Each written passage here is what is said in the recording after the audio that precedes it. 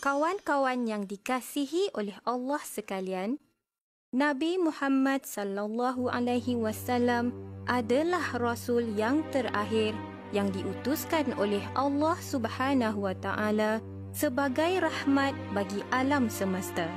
Allah Subhanahu wa taala berfirman dalam surah Al-Anbiya ayat 109 yang bermaksud, dan tiadalah kami mengutus kamu melainkan untuk, yakni menjadi rahmat bagi semesta alam. Nabi Muhammad sallallahu alaihi wasallam dilahirkan pada hari Isnin 12 Rabiul Awal tahun Gajah bersamaan 20 April 571 Masihi.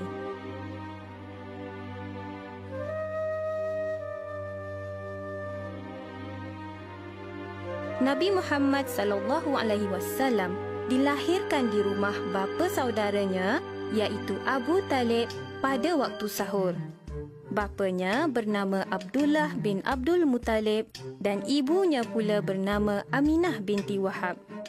Bapanya telah wafat ketika baginda masih berada di dalam kandungan ibunya lagi. Beberapa peristiwa aneh telah berlaku semasa kelahirannya. Di antara peristiwa-peristiwa aneh yang berlaku ialah semasa dilahirkan, tiba-tiba cahaya terang benderang menyinari rumah bapa saudaranya itu seperti waktu siang. Baginda juga tidak menangis seperti bayi yang lain, tetapi baginda bersin. Peristiwa aneh tersebut bukan sahaja berlaku di sekitar Mekah, malah di negara Parsi juga. Api sembahan rakyat Parsi yang beragama Majusi itu juga tiba-tiba padam. Api sembahan kita telah padam. Sementara itu, istana Maharaja Parsi yang bernama Kisra pula bergoncang. Manakala di langit pula para malaikat sibuk berbicara tentang kelahirannya dan syaitan-syaitan pula kebingungan. Biarpun lahirnya Rasul akhir zaman, umat Nabi Adam tetap kumusnahkan. Begitulah beberapa peristiwa aneh yang terjadi ketika kelahiran Nabi Muhammad sallallahu alaihi wasallam, iaitu nabi dan rasul terakhir yang diutuskan oleh Allah Subhanahu wa taala untuk umat akhir zaman. Setelah dewasa, Nabi Muhammad sallallahu alaihi wasallam telah bekerja dengan Siti Khadijah dengan pertolongan Abu Talib. Siti Khadijah binti Huwailid adalah seorang jutawan wanita Arab Quraisy. Siti Khadijah mula menaruh hati pada Nabi Muhammad sallallahu alaihi wasallam dengan peribadinya yang mulia. Namun, dia takut akan pandangan masyarakat terhadap dirinya kerana seorang janda yang telah pun berusia 40 tahun ingin melamar seorang jejaka yang baru berusia 25 tahun. Fikirannya bercelaru.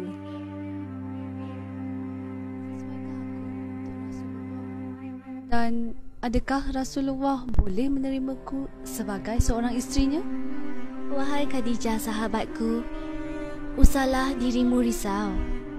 Aku akan sampaikan berita baik ini kepada Muhammad. Sesungguhnya, Nabi Muhammad sallallahu alaihi wasallam juga sudah mula menyukai Siti Khadijah. Walaupun telah berusia, Siti Khadijah masih jelita dan menawan. Baginda pun bersetuju berkahwin dengan Siti Khadijah. Ia bukanlah disebabkan harta kekayaannya, tetapi terpikat dengan keunggulan peribadi Siti Khadijah yang mulia itu. Ketika usia Nabi Muhammad sallallahu alaihi wasallam memasuki 35 tahun, baginda mulai merasa bosan hidup di tengah-tengah masyarakat kaum Quraisy yang hidup penuh dengan maksiat itu. Jiwa baginda sudah tidak tertahan lagi melihat kemaksiatan masyarakat Quraisy yang suka berpoya-poya, berjudi, berpesta tari menari dan suka minuman keras.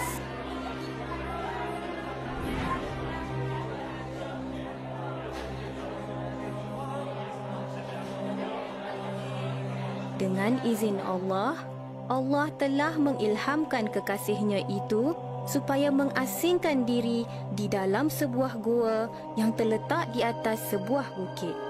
Bukit itu bernama Bukit Cahaya atau dalam bahasa Arabnya disebut Jabal Nur. Ia terletak kira-kira 6 batu di utara kota Mekah. Pada suatu malam, bersamaan 17 Ramadan, sedang baginda tidur setelah penat beribadat di dalam gua Hira yang sempit dan gelap itu. Tiba-tiba datang kepada baginda seorang lelaki yang kacak memakai pakaian berwarna putih. Dengan tegas lelaki itu berkata, "Bacalah!" Nabi Muhammad SAW terus terjaga dari tidurnya. Mata baginda terus menatap bulat ke muka lelaki kacak itu dengan perasaan takut. Dalam keadaan yang masih terkejut dan takut itu, Nabi Muhammad SAW hanya menjawab, "Saya tidak pandai membaca." Lelaki misteri itu terus memeluk Nabi Muhammad SAW sehingga baginda merasa sukar untuk bernafas. Kemudian, lelaki itu perlahan-lahan melepaskannya dan berkata lagi, "Bacalah!" Seperti jawapan pertama, dengan perasaan takut, Nabi Muhammad SAW menjawab, "Saya tidak pandai membaca." Sekali lagi, lelaki misteri itu memeluknya dengan kuat seperti perbuatan yang pertama dan kedua. Lelaki misteri itu juga menyuruh Nabi Muhammad SAW menyebut perkara yang sama.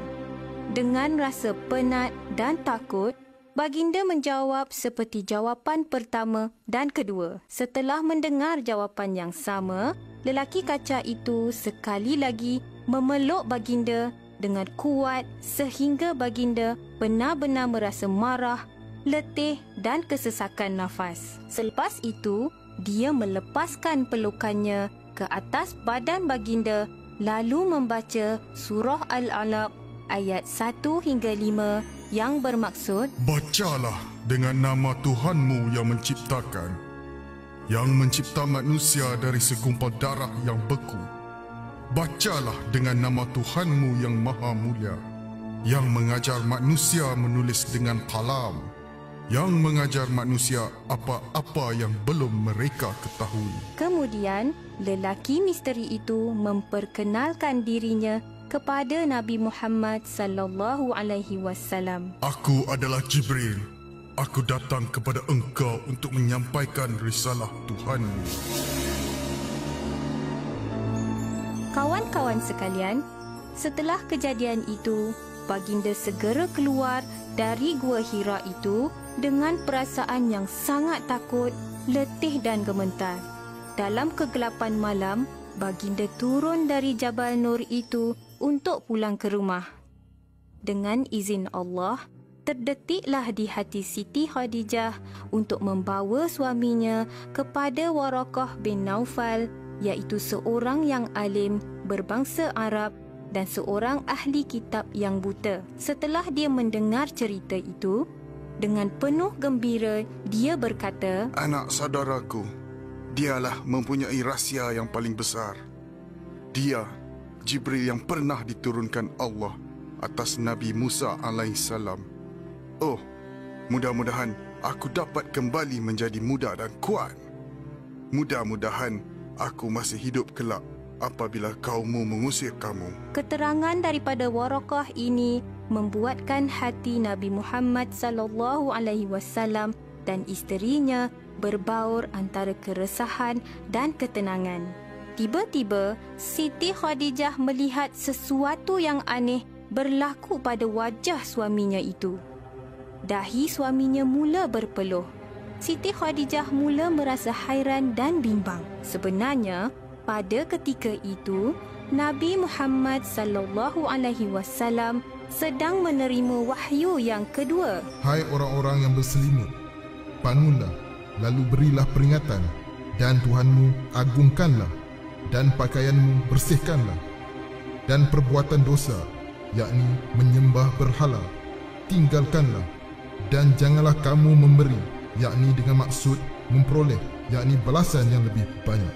Dan untuk, yakni memenuhi perintah Tuhanmu, bersabarlah. Surah Al-Muddathir ayat 1 hingga 7. Cahaya kebenaran dimulai dengan dakwah secara rahsia di rumah sahabatnya Al-Arqam bin Abu Arqam. Rumah tersebut terletak di atas Bukit Safa. Kedudukan rumah itu memang sangat strategik kepada perjuangan Nabi Muhammad sallallahu alaihi wasallam kerana tempatnya agak tinggi dan jauh dari perkampungan orang musyrikin Quraisy. Pada tahun keempat kerasulan ataupun setelah 3 tahun Rasulullah berdakwah secara rahsia, Allah telah memerintahkan baginda berdakwah secara terbuka. Ayat yang diperintahkan oleh Allah ialah surah Al-Hijr ayat 94 yang bermaksud, maka siarkanlah apa yang diperintahkan kepada engkau dan janganlah engkau pedulikan orang musyrikin. Walaupun kebanyakan sanak saudara Nabi Muhammad sallallahu alaihi wasallam memandang sepi ajakan baginda agar beriman kepada Allah, termasuklah bapa saudara baginda Abu Talib, baginda tetap tidak berputus asa. Kali ini, baginda meneruskan rancangannya untuk berdakwah kepada kaum Quraisy pula. Dakwah Nabi Muhammad sallallahu alaihi wasallam semakin mendapat sambutan penduduk Quraisy. Melihat Islam semakin berkembang di kalangan masyarakat Arab Quraisy, para pembesar Quraisy semakin gelisah. Mereka mula menyeksa dan mengugut, terutama terhadap golongan hamba yang memeluk Islam. Di antara hamba yang diseksa dengan teruk ialah Bilal bin Rabah. Bilal dijemur di tengah padang pasir pada hari yang panas terik dan diletakkan batu di atas badannya. Namun, imannya tetap kental dan kukuh. Penyiksaan demi penyiksaan dilakukan oleh musyrikin Mekah ke atas orang-orang Islam.